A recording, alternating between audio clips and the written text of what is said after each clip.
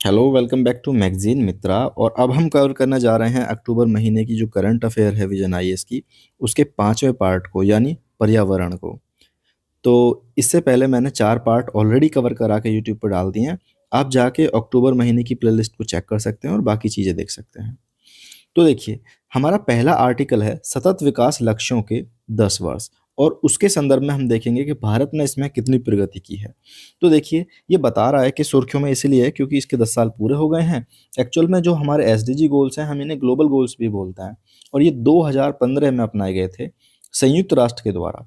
देखो, एक UPSC aspirant होने के नाते यहाँ पे आपकी जिम्मेदारी बनती है कि ये 2015 का तो इसने बता दिया कि भाई 2015 में अपनाए गए थे, लेकिन इससे पहले की जो भी पृष्ठभूमि थी वो भी आपको पता होनी चाहिए, है ना? तो मैं थोड़ी-सी एक डिटेल में बताने की कोशिश करता हूँ, संक्षेप में। देखो, 1962 तक क्या हो रहा था कि दुनिया में वर्ल्ड वॉर हो रहे थे, कब्ज़ा चल रहा था देशों पे, यानी पर्यावरण के प्रति ऐसा कोई ख़ास किसी का ध्यान था नहीं। 1962 के अंदर एक किताब आती है, द साइलेंट स्प्रिंग, है ना? तो इसमें क्या होता है, एक आदमी था जिसने लिखी थी, उसका नाम था राहिल कार्सन। तो राहिल कार्सन अपनी किताब में बताते हैं कि देखो यार, हम जो भी कीटनाशक का यूज़ कर रहे हैं ना अपनी फसलों के अंदर, उनका पूरे ग्लोबल एनवायरनमेंट पे फ़र्क क्या पड़ रहा है, उनका पर्यावरण पे फ़र्क क्या पड़ रहा है। तो कहीं न कहीं लोगों की आँखें खुली कि अरे यार! इतना इफ़ेक्ट पड़ रहा है क्या इस सब का? लेकिन उसी टाइम पे अगर लोग जागरूक हो ही रहे थे एनवायरनमेंट के प्रति, एक और बुरी घटना घटती है 1969 में, और वहाँ पे होता है सांता बारबरा तेल का रिसाव। यानी उसमें हुआ था क्या कि आपका 1.5 करोड़ लीटर तेल जो है वो समुद्र में बह गया था। आप समझ सकते हैं ना यार, इससे किस लेवल पे जो हमारा अ, मैरीन इकोसिस्टम है वो प्रभावित हुआ होगा, है ना?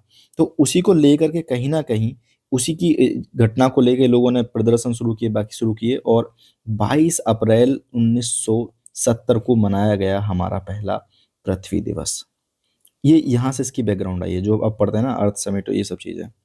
फिर इसके बाद में एक और किताब प्रकाशित होती है 1972 में, उसका नाम है लिमिट्स टू ग्रोथ, यानी विकास की सीमाएँ। आप पढ़ते होंगे एनवायरनमेंट में, क्लब ऑफ रोम वगैरह ने जो कराए थे ना।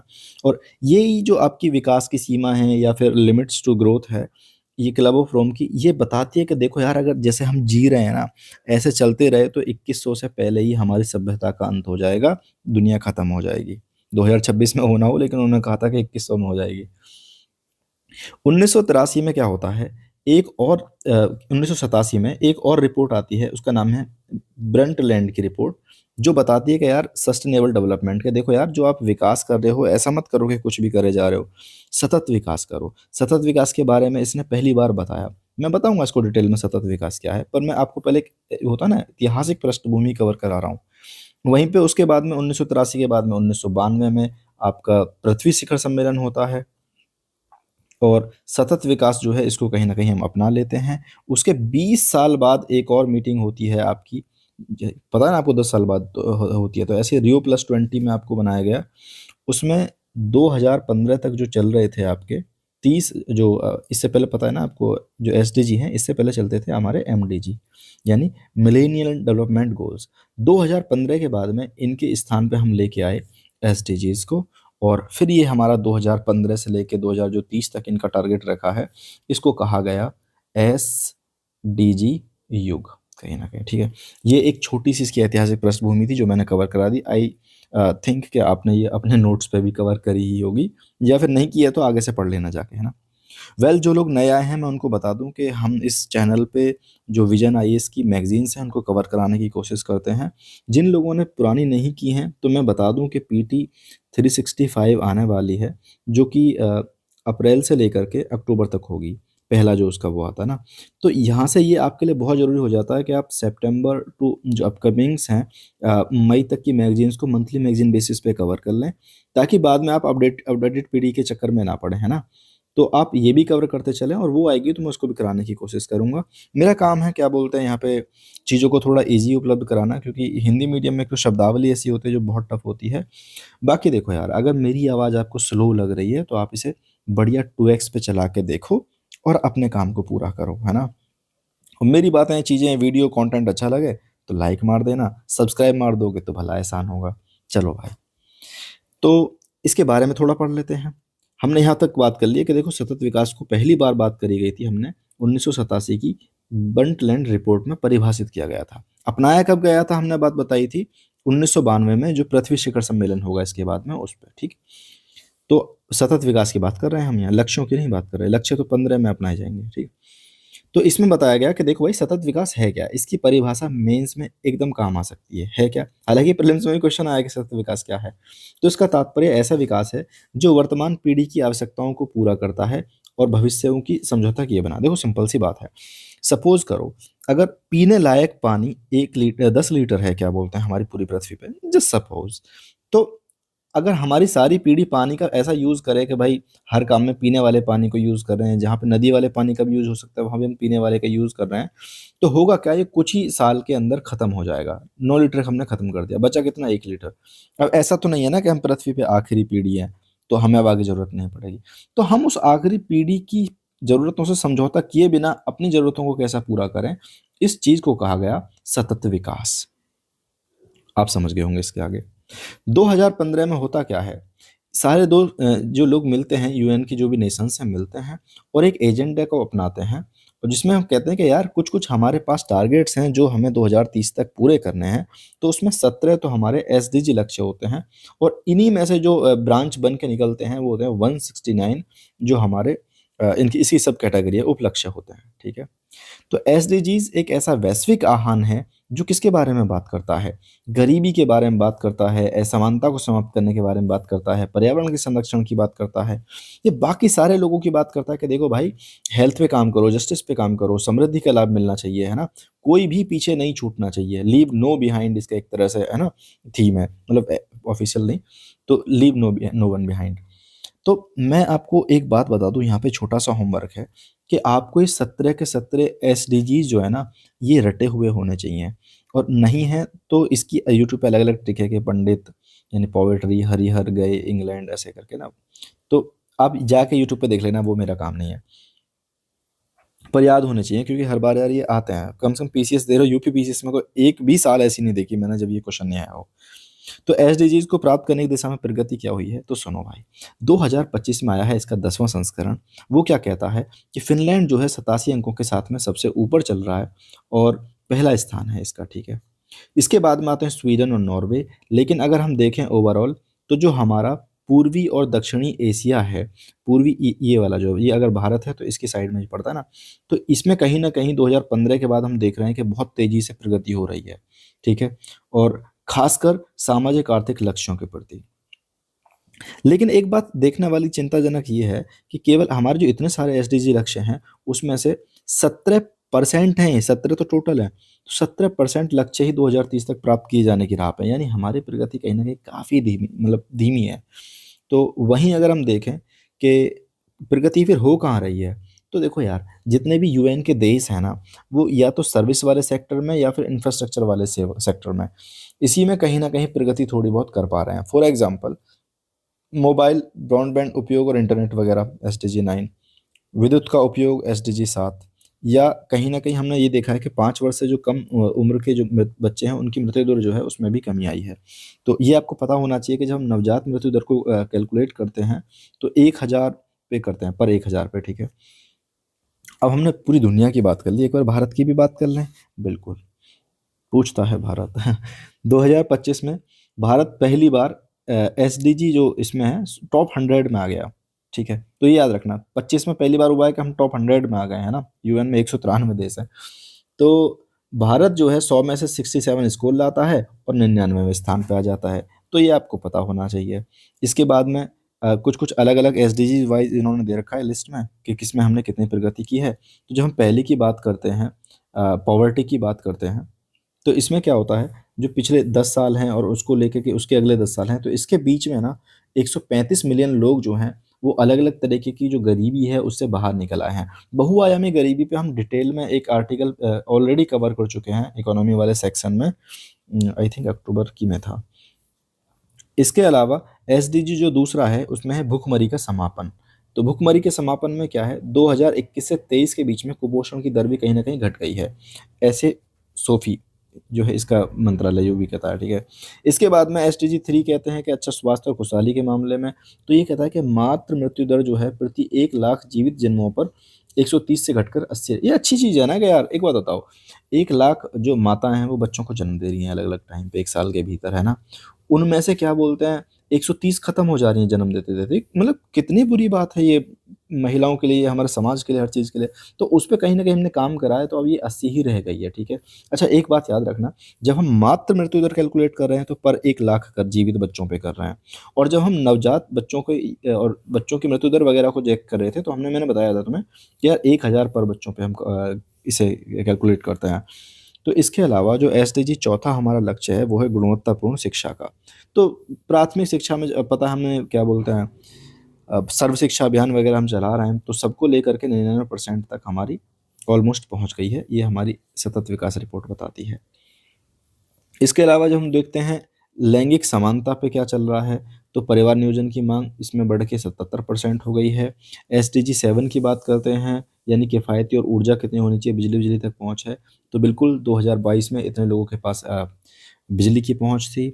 और एसडीजी 9 की बात करते हैं जब हम इंडस्ट्रीज़ की, तो इंटरनेट उपयोगकर्ता वगैरह बढ़ गए थे। अच्छा, मैं बता दूँ यार, मैं उनको रोक नहीं पाता, तो मैं बताता हूँ। इसकी ऐसे कुछ ट्रिक है कि पंडित, पी फॉर पोएट्री, हरिहर यानी हंगर और हेल्थ, और फिर इसके बाद में है इंग्लैंड यानी ई फॉर एजुकेशन, गए यानी जी फॉर जेंडर इक्वलिटी, और फिर यहाँ पे ऊर्जा के लिए है, मतलब वहाँ की यानी इंग्लैंड की तरक्की को फिर ऐसे करके कि इनोवेशन देख के बहुत खुश हुए। फिर लास्ट में लैंड अबव, ये इतना सब है, तुम देख लेना एक बार यूट्यूब पे जाकर, ठीक है? बता दिया मैंने बस ऐसे चलते फिरते कि ठीक है, इतना जितने दे रखे उतने का बता दूँ। तो भारत की विकास योजनाओं में एसडीजी का एकीकरण, संपूर्ण भारत दृष्टिकोण, संपूर्ण सरकार दृष्टिकोण। तो देखो होता क्या है, एसडीजीज को लागू करने के लिए हम काम कर रहे हैं 3 अलग-अलग स्तरों पे, जिसमें केंद्र है, राज्य है और स्थान है। 3 ही स्तर पे हमारी सरकार भी चलती है ना। बाकी ये तो हो गया ऐसे। और हम मंत्रालयों में भी काम कर रहे हैं। ये वाला मंत्रालय अपने अंदर काम कर रहा है, ये वाला अपने अंदर काम कर रहा है, ये वाला अंतरालय, ये दोनों तरह का डिवीज़न हम कर रहे हैं, यानी क्षैतिज भी काम कर रहे हैं और ऊर्ध्वाधर भी काम कर रहे हैं।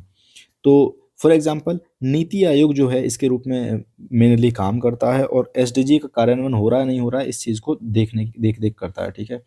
और इसी में कहीं न कहीं ये हमारी जो अप्रोच है वो है बॉटम टू टॉप, यानी नीचे से शुरू करें और ऊपर तक चीज़ों को कवर करा दें। तो ये आपको पता होना चाहिए कि हमारा जो दृष्टिकोण है वो बॉटम अप है, ठीक है? डेटा संचालित प्रतिस्पर्धी संघवाद। तो इसमें हमने क्या काम करा है? देखो, पता कैसे चलेगा कि हम प्रगति कर रहे हैं, नहीं कर रहे? तो सिंपल सी बात है, हर एक का अपना एक सूचकांक जारी कर दो। नीति आयोग का एसडीजी देखो, ये कौन करता है? नीति आयोग करता है एसडीजी इंडिया में, ठीक है? तो एसडीजी इंडिया सूचकांक नीति आयोग ने ये कर दिया। इसके अलावा हम स्कूल की शिक्षा नापनी है तो हमने इसका मापनी है तो इसका गुणवत्ता सूचकांक कर दिया। स्वास्थ्य सूचकांक जारी कर दिया, समग्र जल प्रबंधन सूचकांक जारी कर दिया। कहने का मतलब है कि हम सारे सूचकांक बना के कहीं न कहीं एक डेटा रखेंगे और प्रतिस्पर्धी संघवाद बनाएँगे। प्रतिस्पर्धी संघवाद मतलब हम अलग-अलग राज्य हैं ना, तो हम बताएँगे देखो यार, बिहार वालों तुम सबसे नीचे हैं, यूपी वालों तुम यहाँ हो, ये वालों तुम यहाँ हो, इस वाले पर्टिकुलर एसडीजी में तुम यहाँ हो। तो इससे होता क्या है, राज्यों के बीच में प्रतिस्पर्धा आती है कि नहीं भाई, अगली बार नंबर 1 हम लेके आएँगे। स्थानीयकरण, तो स्थानीयकरण में होता क्या है, जो पूर्वोत्तर में जो एसडीजीज़ हैं, वहाँ पे सीधे कहीं न कहीं राज्यों में लक्षित निवेश को बढ़ावा दिया है, कि पता चला कि उनका एसडीजी थोड़ा ठीक चल रहा है, तो बिल्कुल, तो एसडीजी अगर अच्छे होंगे तो निवेश भी अच्छा होगा, स्थानीयकरण। संस्थागतकरण क्या है? तो इसमें ऐसे इसको खाली ना पड़े रहने दें हम, तो इसमें हमने कहीं का नहीं, एक ढाँचे में लाने का इसको कोशिश की है कि हम मुख्य धारा के अंदर लेके आ पाएँ और कहीं न कहीं एसडीजी समन्वय, त्वरण केंद्र और इन सब की जवाबदेही और कार्यान्वयन क्षमता वगैरह भी कवर कर पाएँ। इसके अलावा समावेशी और न्यायसंगत रूप से ध्यान देना। मतलब वही है, देखो हमारे चलता है ना आकांक्षी जिला कार्यक्रम, हम कई बार इसे भी कवर कर चुके हैं। तो पिछड़े क्षेत्रों पे ध्यान के वहाँ पे क्या होता है कि आप सामाजिक, आर्थिक जो भी चुनौतियाँ हैं, उनका हम कैसे समाधान कर सकते हैं। तो कहीं न कहीं देखते हैं कि यूएनडीपी की रिपोर्ट बताती है कि आकांक्षी जिला कार्यक्रम जो चल रहा है, उसने कहीं न कहीं 3 सालों में एक बढ़िया पॉजिटिव रिस्पॉन्स दिया है हमारे सामने। तो कुछ चुनौतियाँ भी होंगी ही, बिल्कुल बहुत सारी चुनौतियाँ हैं। देखो सबसे पहले बात है, हमारा है विकासशील देश, है ना? तो होता क्या है, ना तो हमारे पास भंडारण के साधन हैं, ना बाकी डेटा ही ठीक से मिल पाता है। तो जो 23-24 का जो एसडीजी इंडिया सूचकांक है, वो कहीं न कहीं एक ठीक जो डेटा है ना वो उपलब्ध ही नहीं हो पाता है। जब उपलब्ध ही नहीं हो पाता तो हम कैसे पता करेंगे कि हमारी प्रगति कहाँ तक पहुँची है। दूसरी बात है कि क्षेत्रीय असमानता बहुत ज़्यादा है यार हमारे यहाँ पे एसडीजी को प्राप्त करने में। कैसे? बिजली प्राप्त करनी है, स्वास्थ्य प्राप्त करना है, कैसे? यार ऑलरेडी बिहार, झारखंड, उत्तर प्रदेश कहीं न कहीं गरीब राज्यों के रूप में है ये, है ना? जब हम एमपीआई की रिपोर्ट देखते हैं, तो जब ये गरीब राज्यों के में पहुँच रहे हैं तो बेचारे अपने एसडीजीज़ को पा पाएँ ऐसी कैसे मतलब दावा कर लेंगे? वहीं हम केरल वगैरह को देखते हैं तो इनमें सबसे कम निर्धारित है, तो ऑब्वियस सी बात है ये जल्दी से एसडीजीज़ पे काम कर पाएँगे। इसके अलावा वही उसी का दूसरा रूप है ऊपर वाले पॉइंट का वित्तीय बाधाएँ, कि देखो यार हमारे यहाँ पे संसाधन जुटाने में बहुत सारी कठिनाई आती हैं। पैसे की समस्या है, अंतर्राष्ट्रीय विकास के मतलब लाभ कैसे उठाएँ उस सब तक पहुँच हमारी उतनी नहीं है। संस्थागत और शासन संबंधी चुनौतियाँ क्या आ रही हैं? देखो सिंपल सी बात है कि हम एसडीजी को मेन स्ट्रीम में ले आए। इसके बावजूद भी हम देख रहे हैं कि यार सब मंत्रालय, राज्य, स्थानीय निकाय सब अपना समन्वय अलग-अलग कर रहे हैं। तो इससे क्या है, कहीं न कहीं एक साथ जो चीज़ होनी चाहिए, वो कवर नहीं हो पा रही है। जैसे फॉर एग्ज़ाम्पल विकासात्मक योजनाओं को अगर हम माप रहे हैं, तो उसमें ध्यान करते हैं मेनली केंद्रीय क्षेत्र की योजनाओं पे। जबकि राज्य द्वारा जो भी काम किया जा रहा है, उसको एसडीजी में हम इग्नोर करके आगे बढ़ जा रहे हैं। धारणीयता को चुनौती, धारणीयता की चुनौती ये है, अब हमारे टाइम पे हम कर रहे हैं तीव्र आर्थिक वृद्धि, उसके लिए चाहिएगा बढ़िया कोयला, सब जलाएँगे, सारी चीज़ें करेंगे।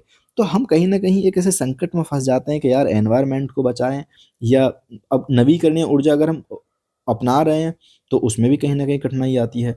तो उसमें वन संरक्षण करें, तीव्र ऊर्जा तीव्रता करें, कैसे करें? तो संतुलन बनाना कहीं न कहीं हमारे सामने कठिन होता जा जा रहा है। बाकी सब अगर हो जाता तो हम ठीक-ठाक कोशिश करते, तो कोविड-19 आ गया, उससे अलग लेवल पे स्वास्थ्य की सेवाओं से रिलेटेड काफ़ी सारे नुकसान हुए थे, है ना? तो आगे की राह किसका रास्ता देखे, ए दिल संभल जा। डेटा गुणवत्ता तो सिंपल सी बात है, जो-जो ऊपर हमने चुनौतियाँ पढ़ी उस पे काम करेंगे। डेटा नहीं था तो डेटा गुणवत्ता पे काम करेंगे। क्या करेंगे कि भाई डेटा प्रणाली में सुधार लाएँगे और ऐसी क्षमता बनाएँगे कि हम अपना देश को डेटा को क्वालिटी के साथ में प्रोवाइड करा सकें। इसके अलावा पैसा नहीं मिल रहा था तो हम पैसा जुटाएँगे, कहाँ से जुटाएँगे? घरेलू राजस्व में वृद्धि करके जुटाएँगे या फिर जो अलग-अलग वित्त पोषण के नए-नए साधन हैं उनके माध्यम से चाहे प्राइवेट हो, चाहे इंटरनेशनली हो, तो वहाँ से हम डेटा जुटाएँगे। इसके बाद ऊपर प्रशासन में कमी आ रही थी कि भाई अलग-अलग चीज़ें देख पा रही थी, तो कुछ नहीं संस्थागत ढाँचे में सुधार सुधार करेंगे और उसके बाद में सहकारी संघवाद को बढ़ावा देते हुए इस पे काम करेंगे, हर क्षेत्र पे काम करेंगे। हितधारकों को शामिल करेंगे, हितधारक कौन है? हितधारक होते हैं भाई खुद आप हितधारक हो, शिक्षाविद हैं, यानी जिनका भी इस सब से हित जुड़ा हुआ है, उन सबको शामिल करते हैं भाई, उन्हीं की तो बात कर रहे हैं हम समाज नागरिक सिविल सोसाइटी की, शिक्षाविदों की, निजी क्षेत्र की, तो इन सबको प्रोत्साहित करेंगे कि भाई हम कैसे प्राप्त कर सकते हैं। ऊपर संधारिता भी एक चुनौती के रूप में था, तो बिल्कुल हम संधारिता की कोशिश करेंगे कि पर्यावरण को और विकास को दोनों को साथ-साथ लेके चल सकें। कितना कुत्ता भौंक रहा है यार ये, किसका खुल गया है? उदाहरण, नवीकरणीय ऊर्जा का विस्तार, तो नवीकरणीय ऊर्जा अपनाओ ना भाई, क्यों पेट्रोल फूकना है? इसके अलावा कचरे से ऊर्जा बनाओ, कचरे से ऊर्जा बनाएँगे तो कचरा खत्म होगा, क्यों कचरा सेठ, ऊर्जा भी बनेगी। जल संसाधन प्रबंधन आदि को प्राथमिकता देना, ठीक है? बिल्कुल। तो अब हम आ गए हैं अपने दूसरे आर्टिकल पर जो है शीत मरुस्थल जीवमंडल आरक्षित क्षेत्र के बारे में। तो एक चर्चा में रहा क्योंकि अभी-अभी क्या हुआ यूनेस्को ने 26 नए स्थलों को जोड़ा है अपनी WNBR की लिस्ट में, यानी world network for of biosphere reserve जीवमंडल आरक्षित क्षेत्र के विश्व नेटवर्क में शामिल किया है। इसके यार अगर देखो कुत्तों की आवाज़ आ रही है ना पीछे तो इग्नोर करना, ठीक है? तो इसमें भारत का भी एक है हिमाचल प्रदेश का शीत मरुस्थल जीवमंडल आरक्षित क्षेत्र है, उसको हमने शामिल कर लिया है। तो यहीं से ये हमारे लिए इम्पोर्टेंट हो जाता है। तो कुछ और तथ्य क्या हैं इससे रिलेटेड? देखो सुनो, सबसे सिंपल बात है कि जब ये हमने एक और हमारा जो हिमाचल प्रदेश वाला शीत मरुस्थल है ये ऐड हो गया, तो इसके बाद में हमारे टोटल हो गए हैं 13 जीवमंडल आरक्षित क्षेत्र, ठीक है? इसके अलावा दुनिया भर में कितने हो गए हैं? तो वो हो गए हैं 784। बिल्कुल। क्या कुछ और भी नई खबर है? बिल्कुल। मध्य अफ्रीका का एक द्वीपीय राष्ट्र है साओ टोमे एंड प्रिंसिपे, है ना? ये ऐसा पहला देश बन गया जिसका पूरा का पूरा जीवमंडल आरक्षित क्षेत्र मतलब पूरा क्षेत्र ही ना पूरा देश ही एक तरह से वो जीवमंडल आरक्षित क्षेत्र घोषित हो गया है, द्वीपीय राष्ट्र। तो देखो, अफ्रीका से पिछले कुछ समय में यूपीएससी ने बहुत सारे सवाल बनाए। वो देश देगा पूछेगा, बताओ यार चर्चा में क्यों रहा था। तो आपको पता होना चाहिए कि साओ टोमे एंड प्रिंसिपे जो है, ये पहला ऐसा देश बना है जिसका पूरा क्षेत्र ही जीवमंडल आरक्षित क्षेत्र है। मैं इस चीज़ पे क्या बोलते हैं जोर दे रहा हूँ ताकि आप समझ सको कि यार कितना इंपॉर्टेंट है ये बात। शीत मरुस्थल जीवमंडल आरक्षित क्षेत्र रिजर्व के बारे में समझते हैं। इस वाले के बारे में समझते हैं। तो सबसे पहले बात है कि यार ये भारत का जो है सबसे ऊंचा है। तो कहाँ गया, यहाँ पे पड़ेगा ना ये। अच्छा, भारत का सबसे ऊंचा नहीं, वो तो लद्दाख में कहीं पड़ेगा। भारत का पहला उच्च ऊंचाई वाला शीत मरुस्थल जीवमंडल आरक्षित क्षेत्र है।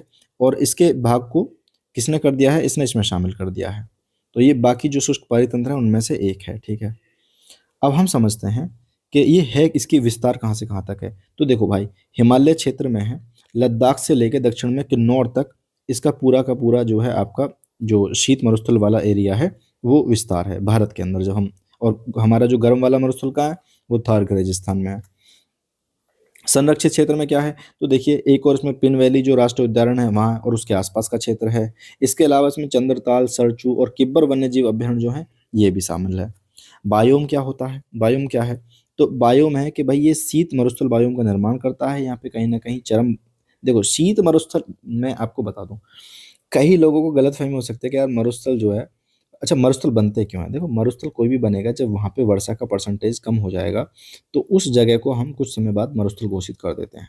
दो तरह के मरुस्थल हो सकते हैं, एक शीत हो सकते हैं यानी कोल्ड हो सकते हैं, और एक हीट वाले हो सकते हैं। जैसे जब हम गर्म मरुस्थल की बात करते हैं तो सहारा हो गया, भारत की बात करते हैं तो थार का रेगिस्तान हो गया। शीत की बात करते हैं तो हम जब लद्दाख के आसपास जाते हैं ना, कोल्ड डेजर्ट, कि वहाँ डेजर्ट है एकदम सूखा सूखा पड़ा हुआ है लेकिन ठंड है, तो हम उनकी बात कर रहे हैं इसमें ना।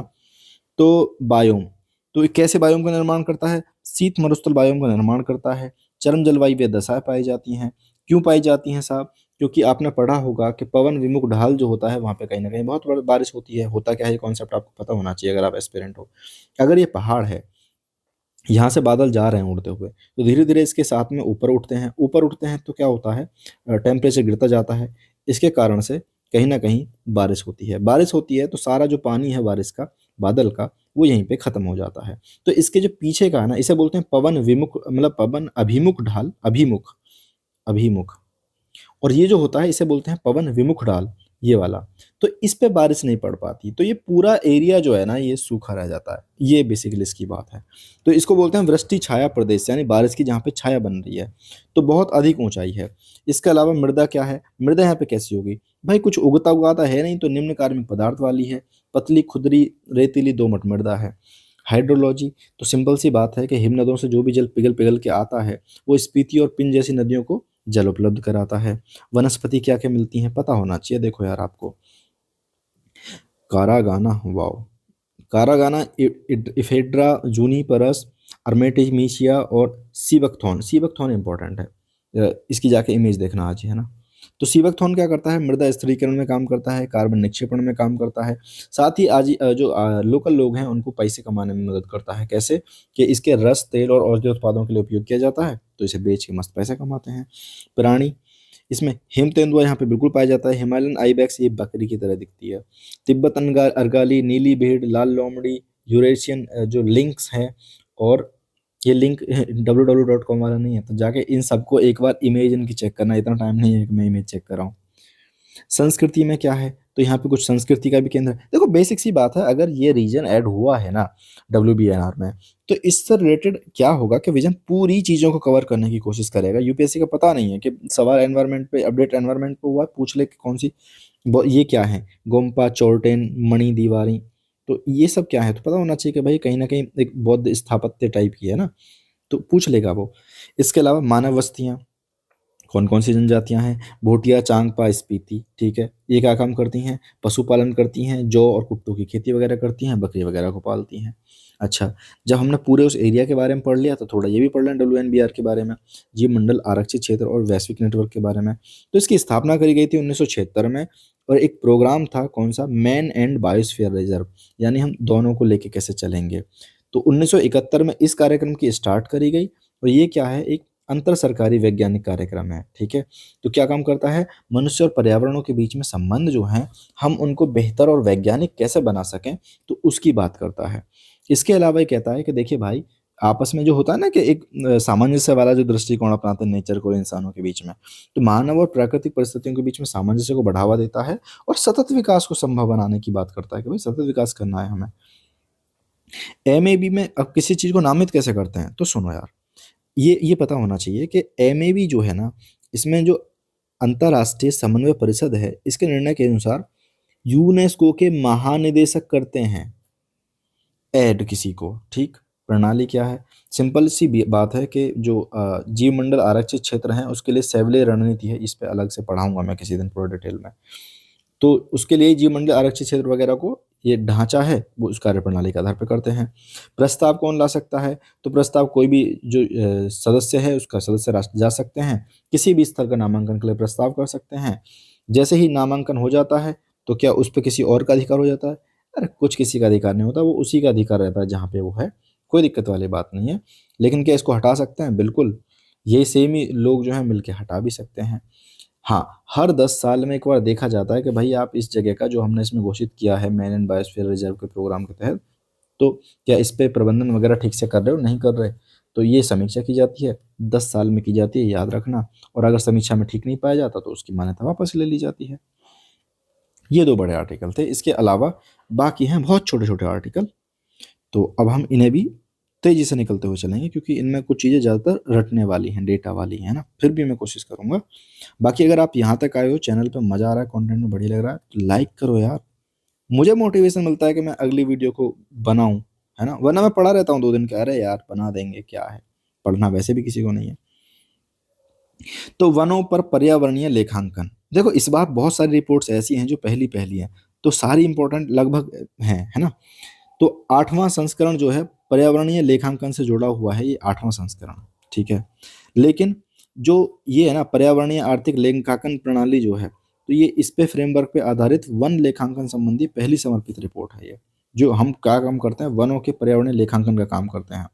तो इसमें करते क्या है, देखो इसमें हम करते क्या है कि जैसे होता है ना, खेत में पेड़ खड़ा हुआ है तो हमें कोई इंपॉर्टेंस उसकी नजर नहीं आ रही अपने घर में, काट दी हमने क्योंकि हमें इंपॉर्टेंस नहीं पता। तो ऐसे ये इस पूरी रिपोर्ट का फोकस है यार, तुम्हें ये बता सके कि तुम्हारे पास जो वन है या खेतों में वनों के अंदर जो पेड़ खड़े हुए हैं वो बेफालतू की चीज नहीं है, समझो, उससे भी तुम्हारा फायदा हो रहा है, तो उसकी कितनी कीमत है अपने आप में, या उससे कितनी हम कीमत को ले पा रहे हैं, तो ये उसको बताने की कोशिश करता है। तो सबसे पहले फिजिकल एसेट अकाउंट, तो ये बताता है कि वनावरण कितना है, ये है 17,444 वर्ग किलोमीटर। अब कुल जो भी क्षेत्रफल है इतना पहुंच गया है टोटल, और अब पूरे भारत के क्षेत्रफल की बात करते हैं तो 21.76% हमारा वनावरण है। सर्वाधिक वृद्धि कहाँ कहाँ हुई है, केरल, कर्नाटक, तमिलनाडु, डेटा याद कर लेना, पता होना चाहिए। विस्तार लेखा में बात करते हैं कि वन विस्तार कितना है, तो देखो भाई, पुनर्वर्गीकरण और सीमाओं के समायोजन के कारण कितना पहुंच गया है, इतने किलोमीटर की वृद्धि थोड़ी और दर्ज हो गई है। इसके अलावा दर्ज वन क्षेत्र वाले जो रिजर्व, दर्ज मतलब रिजर्व, ये कुछ भी बना देते हैं, तो जो रिजर्व्ड फॉरेस्ट एरिया वाले क्षेत्र हैं उनको उत्तराखंड और उड़ीसा, झारखंड, ये हैं सबसे ज़्यादा वृद्धि जिसने जारी की है।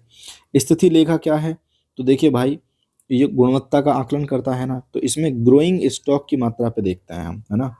तो कंडीशन अकाउंट में ग्रोइंग स्टॉक, ये टर्म उठा के पूछ लेगा यूपीएससी प्रीलिम्स में कि चर्चा में रहने वाली ग्रोइंग स्टॉक का क्या मतलब है, वहां पे दे देगा कि वो शेयर मार्केट के वह स्टॉक जो लगातार बढ़ रहे हैं, पशुपालकों द्वारा पशुओं में निवेश के लिए जोड़ा गया स्टॉक, ऐसा कुछ जोड़ देगा। लेकिन आप समझो, ग्रोइंग स्टॉक का मतलब है ऐसे जीवित वृक्ष पे लकड़ी की मात्रा जो है ना, पत्तों की मात्रा नहीं, फूलों की मात्रा नहीं। ग्रोइंग स्टॉक का मतलब है जीवित वृक्ष जो ग्रो हो रहे हैं उनमें जो लकड़ी है उस पर ध्यान देते हैं ना, तो ये टर्म आपको पता होनी चाहिए। तो ग्रोइंग स्टॉक इतनी बढ़ गई है 7.32%। शीर्ष योगदानकर्ता मध्य प्रदेश, छत्तीसगढ़ और आपका तेलंगाना है। और सेवा लेखन में जब हम बात करते हैं सर्विसेज की, कौन कौन सी सर्विसेज मिल रही हैं इन सबसे, तो सिंपल सी बात है, कुछ प्रोविजनिंग सेवाएं मिलती हैं, जैसे हम लकड़ी और गैर लकड़ी मतलब फूल, छाल और पत्ते, इन सब का यूज़ कर रहे हैं, तो जीडीपी का इसका मूल्य कहीं ना कहीं 0.16% हो गया है, इतना हमारा योगदान दे रहा है इसमें। इसके अलावा कुछ और भी सेवाएं हैं प्रोविजनिंग के अलावा, यानी विनियमन जो कुछ रेगुलेट करती हैं, जैसे कार्बन वगैरह को धारण करती हैं, तो ये भी हमारा कहीं ना कहीं कार्बन प्रतिधारण मूल्य जो है कितना हो गया है, 2.63% हो गया है हमारी पूरी जीडीपी का। इसमें कौन कौन सब ज़्यादा करते हैं, ओबियसली जिनमें ज़्यादा वन है अरुणाचल प्रदेश, उत्तराखंड, असम, ठीक। तो सी के बारे में थोड़ा, सी या के बारे में थोड़ा पढ़ लेते हैं। संयुक्त राष्ट्र पर्यावरण आर्थिक लेखांकन प्रणाली। तो देखो, इसे 2012 में शुरू करा था। जो आपका यूएन है, देखो तीन मिले हैं इसमें, यूएन है, ईयू है, यूरोपियन यूनियन, और एफएओ है। ये आपको रट्टा होना चाहिए, उठा के इसको ठीक इसके बगल में वैसे ही के वैसे लिख लो। सिया क्या है? तो एक अंतर्राष्ट्रीय सांख्यिकी मानक है जो आर्थिक और पर्यावरणीय आंकड़ों को एकीकृत करता है, साथ में लेके आता है। ये बताता है कि देखो भाई, पर्यावरण का अर्थव्यवस्था में योगदान कितना है और प्रभाव क्या पड़ रहा है। भारत की, तो बिल्कुल भारत ने पहली बार जो किया था, क्या बोलते हैं, रिपोर्ट पहली है, पहली बार वो नहीं आया, तो पहली बार क्या था, सांख्यिकी और कार्यान्वयन मंत्रालय, इसने इसे अपनाया था, इस फ्रेमवर्क को, ठीक है। इसके अलावा हमारा अगला आर्टिकल है, सरकार ने प्रथम ग्रीन हाउस गैस उत्सर्जन तीव्रता लक्ष्य नियम अधिसूचित कर दिए हैं। तो वही प्रथम है जीईआई लक्ष्य 2025। तो 4 क्षेत्रों को लिया है। ये 4 क्षेत्र आपको पता होने चाहिए, बिल्कुल पता होने चाहिए। कौन कौन से? एल्यूमिनियम, सीमेंट, लुगदी, कागज और क्लोर क्षार, इन सबको लक्ष्य 4 हैं। तो 4 चीजों को आपको पता होना चाहिए कि भाई कौन कौन से हैं इसमें। प्रत्येक इकाई को 23-24 की आधार रेखा की तुलना में प्रत्येक इकाई उत्पादन में ग्रीन हाउस गैसों की मात्रा को कम करना होगा। सिंपल सी क्या बात है कि आपकी जो फैक्ट्री है, अगर वो सपोज करो कि 100 टन का उत्पादन कर रही है, और उसमें कुछ टन या 1 टन जो जीएचजी है, ये नहीं, ये तो पता होना चाहिए ना, इसको बताऊंगा चलो। तो 1 टन जीएचजी उत्पादित कर रही है, तो उसके आधार पे हम देखेंगे क्या है ये जीईआई, उत्पाद की प्रति इकाई होने वाली इस पे मात्रा, ठीक है। किसी एक मतलब 100 टन के उत्पादन पे अगर 1 टन आपका ये हो जा रहा है, बहुत ज़्यादा है ये, 100 टन पे 1 टन होता नहीं है, तो ये मात्रा है। तो ये बताता है कि देखो भाई, अगर सीमेंट है, आपने 1 टन पे कितना गैस उत्पन्न कर देते हो, समझे। 1 टन सीमेंट को, एल्यूमिनियम को, इन सबको अगर आप कुछ काम कर रहे हो, तो प्रति टन के हिसाब से ये ग्रीन हाउस गैस को निर्मित करेगा। वेल, जिनको नहीं पता ग्रीन हाउस गैस क्या है, तो यार जाके अपने कॉन्सेप्ट मजबूत करो। तो इस इतना तो पता होना चाहिए, ठीक है, मतलब ये बहुत टाइम ले लेगा ऐसे तो आप समझना, करना क्या है, प्रति टन उत्पादन पे हम काम काउंट करेंगे। कार्बन ट्रेडिंग योजना, अब इसमें क्या है, उद्देश्य क्या है इसका? सिंपल सा है कि देखिए भाई, घरेलू कार्बन बाजार की स्थापना करना। कार्बन बाजार क्या है, तो मैं इसमें हाँ बताता हूँ। होता क्या है, अगर 2 कंपनी है, तो उनका अपना एक कार्बन क्रेडिट होता है प्रॉपर, है ना। तो दोनों कंपनियों को क्या काम करना है कि सपोज करो इन दोनों को छूट दे रखी है कि भाई तुम जो है 25 मतलब कोई यूनिट है कि इतना उत्पादन कर सकते हो, और तो इसको दे रखा है कि 25 उत्पादन कर सकते हो, सेम आदमी है दोनों। तो इनसे कहा गया कि यार ये वाला क्या काम करता है, ये ग्रीन टेक्नोलॉजी का यूज करता है, तो ऑब्वियस सी बात है इसका खर्चा ज्यादा होगा। ये सीधे कोयले का उत्पादन यूज करके उत्पादन कर रहा है, तो इसका खर्चा कम होगा, लेकिन ये पॉल्यूशन ज्यादा कर रहा है। तो वहीं इसे कहीं ना कहीं उतने कम पॉल्यूशन के, जितनी छूट है 25 तक की छूट है ना इसे पॉल्यूशन करने की, तो ये कर पा रहा है 16 ही पॉल्यूशन। इसे 25 की छूट है, ये कोयले का यूज करके कर दे रहा है 45-40 तक पॉल्यूशन, है ना, यूनिट तक पॉल्यूशन। तो इसने ज्यादा कर दिया, तो हम इसको कैसे इक्वल करें? तो हम क्या काम करेंगे, कार्बन मार्केट बनाएंगे। उसमें ये जाएगा, ये कहेगा भाई देखो सुनो, मैंने 16 ही खर्च किए हैं, मेरे पास में 9 अभी पड़े हुए हैं। ये कहेगा भाई हमारे तो बहुत ज्यादा हो गए, आप एक काम करो, हम तुम्हें पैसे देते हैं, इन 9 क्रेडिट को हमें दे दो। तो इससे क्या होगा, एक लिमिटेड मात्रा में हम कहीं ना कहीं कार्बन डाइऑक्साइड का उत्सर्जन करेंगे। तो कार्बन जो क्रेडिट ट्रेडिंग है इससे रिलेटेड है, ठीक है। तो भारत के पहले घरेलू कार्बन बाजार की स्थापना करना, और एनडीसी के अनुरूप ग्रीन हाउस उत्सर्जन को कम करना। इसके अलावा कानूनी आधार क्या है, ऊर्जा संरक्षण अधिनियम 2001। संरचना क्या है इसकी, कुछ नहीं, ऊर्जा गहन जो भी उद्योग हैं उन सबको लाने के लिए एक साथ काम करेगा, अनुपालन तंत्र और ये सब वगैरह बनाएगा। नियम क्या है समझो भाई, कार ये समझ गए ना आप, कार्बन क्रेडिट ट्रेडिंग क्या है। तो इसके तहत काम होगा, अनुपालन लागू करने वाला निकाय होगा आपका पॉल्यूशन कंट्रोल बोर्ड। और इसके बाद में उद्देश्य होगा इसका कि जहाँ पे भी कार्बन गहन क्षेत्र उत्पादन है, जहाँ पे कुछ भी उत्पादन करते हैं, सीमेंट हुआ और आपका एल्यूमिनियम हुआ, और कार्बन डाइऑक्साइड या ऐसी कोई भी ग्रीन हाउस गैस हैं बहुत ज़्यादा उत्सर्जित होती हैं, तो उनको कम करना और कार्बन क्रेडिट ट्रेडिंग को सुगम बनाना। समझ गए ना कार्बन क्रेडिट ट्रेडिंग, ठीक है।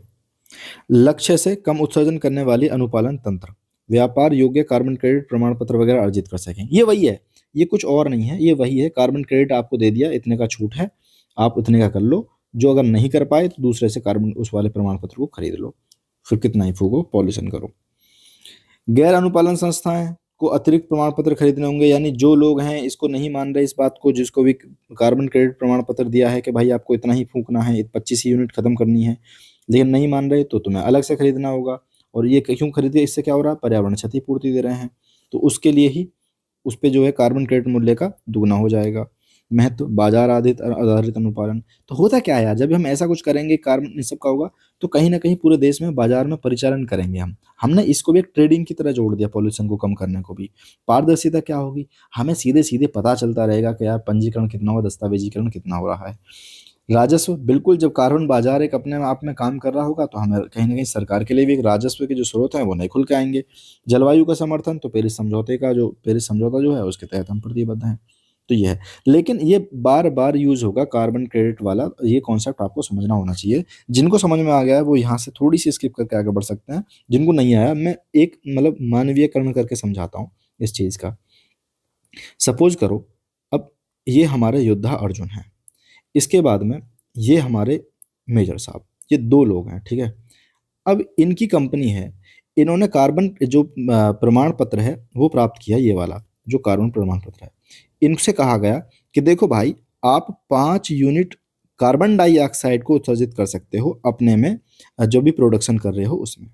इनसे कहा गया कि तुम भी 5 ही कर सकते हो, लेकिन ये ठहरे गरीब आदमी, तो इनके पास में इतना पैसा नहीं है कि ये नवीकरणीय ऊर्जाओं को लेके आए, क्योंकि वो महंगी पड़ती है ना, ऑब्वियस सी बात है बनाने में। तो ये क्या काम कर रहे हैं, इन्होंने कोयले का यूज किया और खूब बड़ी मात्रा में उत्सर्जन किया, और इनका उत्सर्जन 5 की जगह पहुंच गया कितना, 7। तो इन्होंने, इनके पास कार्बन क्रेडिट प्रमाण पत्र कितने तक का था, 5 तक का था, पहुंच कितना गया, 7। इनकी बात करते हैं, इनके पास भी 5 का ही था। ये ठहरे अमीर सरकारी नौकरी वाले आदमी, मतलब अरे ऐसा नहीं है, मैं वो बता रहा हूँ, कहाँ भाग गया भाई। तो ये ठहरे सरकारी नौकरी वाले आदमी, तो इनको 5 की छूट थी, इन्होंने बढ़िया नवीकरणीय ऊर्जा का यूज करा, पवन ऊर्जा का यूज करा, तो इनका 5 की जगह 3 ही यूज हो पाया, इनका 2 एक्स्ट्रा हो गया था। तो अब ये क्या काम करेंगे, कार्बन बाजार में उतरेंगे, जो हमें बोल रहा ना ट्रेडिंग जो है, वहां पे ट्रेडिंग होगी। अब ये अपने को इसको जाके मार्केट में कहेंगे कि देखो भाई मैंने 2 बचा दिया है, चाहिए क्या किसी को, ये जाके कहेंगे बिल्कुल मुझे चाहिए, मुझे दे दो।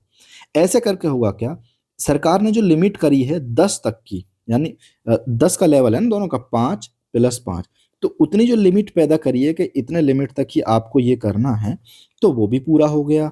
दूसरी चीज क्या हुई, जब कोई चीज ट्रेडिंग होगी तो सरकार को राजस्व भी मिल गया। इनका फायदा क्या हुआ, इनके पास टेक्नोलॉजी उतनी बड़ी करने की क्षमता नहीं थी, तो ये कंपटीशन में भी बने रहे कोयले का यूज करके। इनका क्या था, इन्होंने अपनी टेक्नोलॉजी का यूज कर लिया और अलग से कुछ खास विशेष खर्चा भी नहीं आया। समझ में आ गई बात, ये ओवरऑल कॉन्सेप्ट है।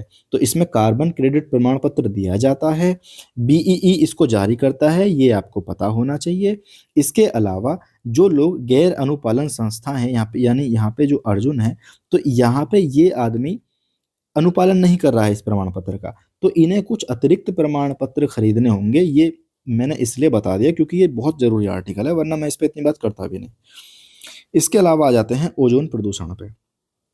सीपीसीबी की एक रिपोर्ट बताती है कि देखिए यार, जो दिल्ली का हमारा क्षेत्र, दिल्ली की पॉल्यूशन की हालत देखी है ना आपने, तो कहीं ना कहीं ओजोन 3 से भी सबसे ज्यादा प्रभावित क्षेत्र बन गया है कहीं ना कहीं, और दूसरे नंबर पर आता है आपका मुंबई महानगर।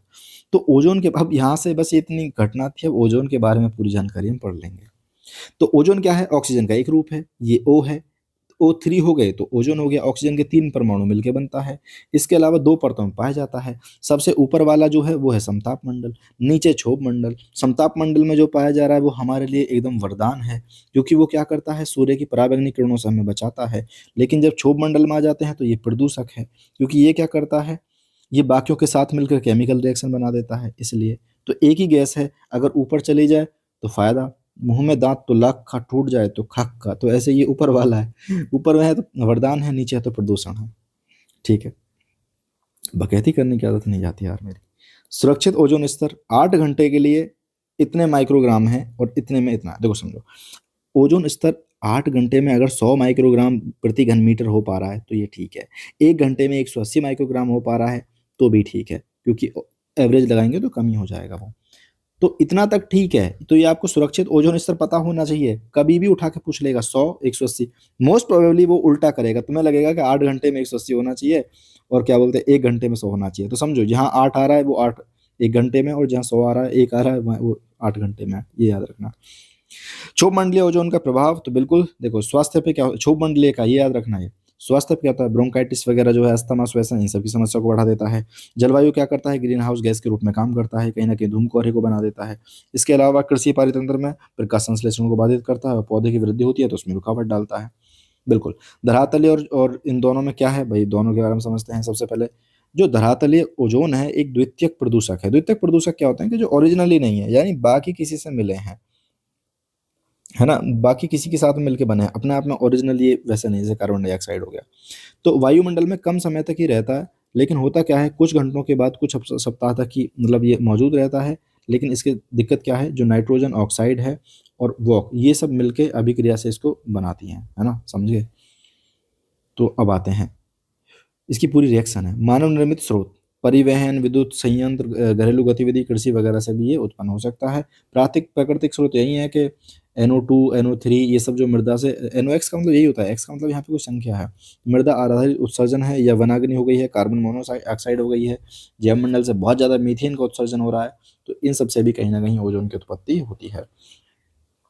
इसके अलावा बिल्कुल आपको नेट पोलर एक्स का केवल इतना पता होना जरूरी है कि भाई ये है क्या।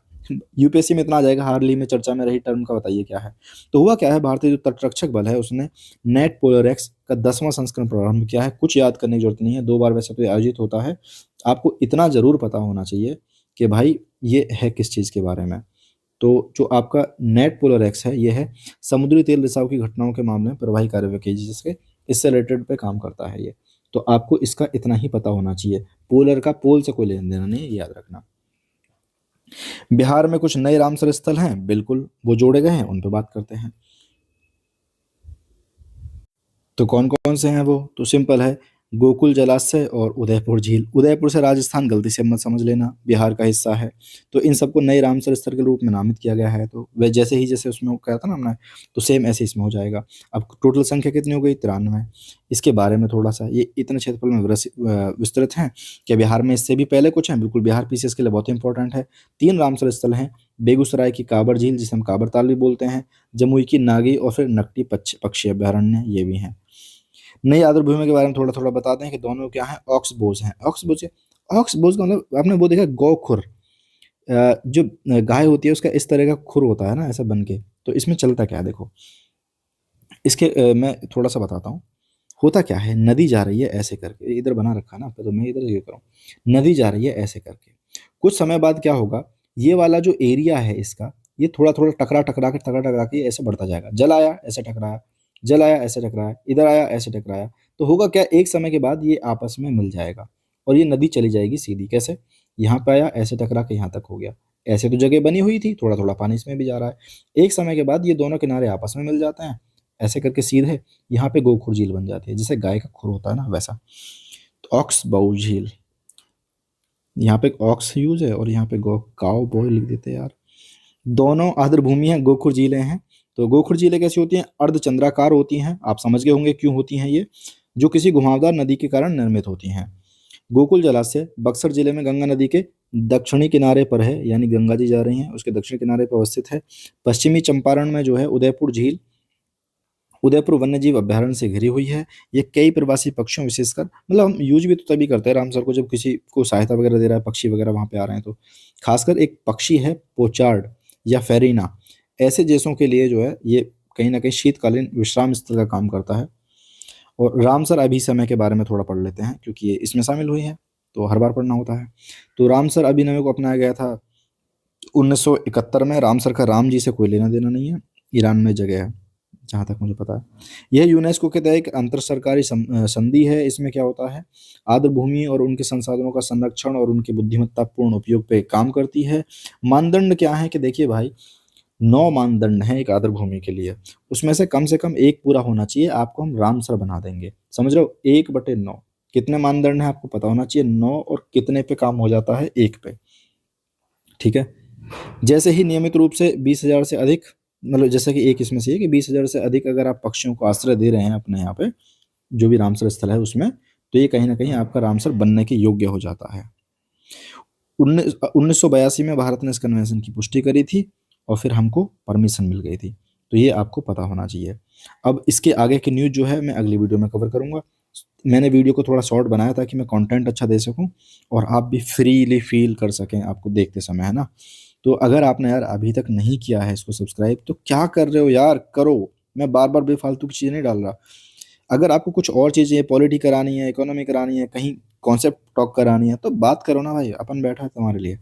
हिंदी मीडियम का रिज़ल्ट अच्छा करो बस, सिंपल। ठीक है? बाय-बाय, मिलते हैं फिर अगली वीडियो में।